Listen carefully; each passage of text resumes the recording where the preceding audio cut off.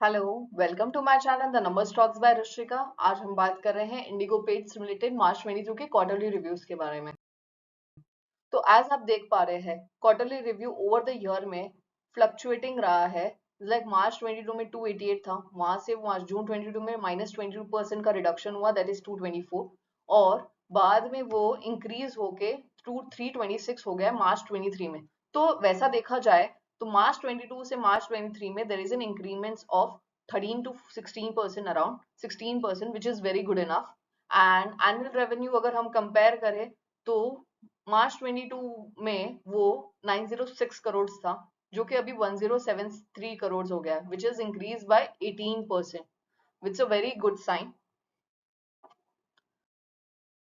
हम अब रेवेन्यू के बाद हम प्रॉफिट्स की बात करेंगे। तो क्वार्टरली प्रॉफिट्स अगर हम चेक करें तो दिसंबर 22 में 9% था, एंड जो मार्च 23 में 15% हो गया। तो 9 to 15% increase in the profit, which is a very good sign. Profit are moving to the profit margins are increasing.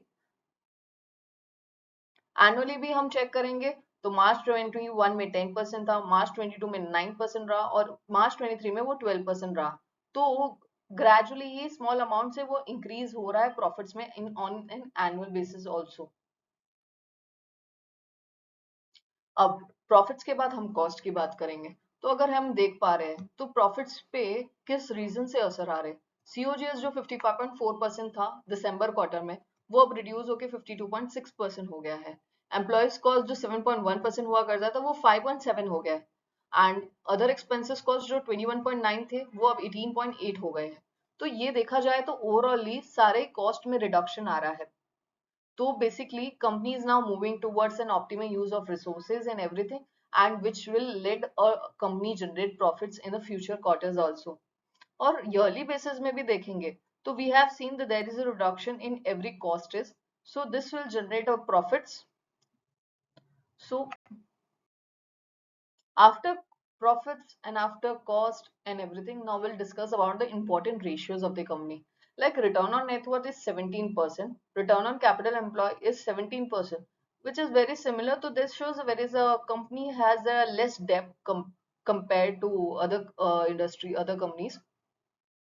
CAGR of a revenue is 18% for 4 years. CAGR of profit for 4 years is 44%.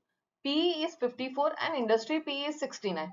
A PE, if you will compare with the industry, is lesser than industry PE, which shows the company is not overpriced or overvalued.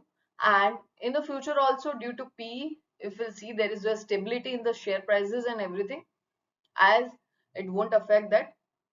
And अगर हम share prices में changes की बात करें तो 3 months में Indigo ने 43% का रिटर्न्स दिया है to an investor, and 1 year में -9% का, 2 इयर्स में -43%।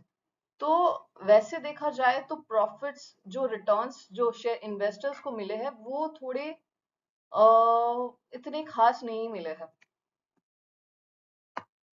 अब हमने जब रेवेन्यू की बात की, कॉस्ट की बात की, अदर कॉस्ट की बात की, प्रॉफिट्स की बात की, तो हम बात करते हैं ग्रॉस मार्जिन जो कंपनी अर्न कर रही है।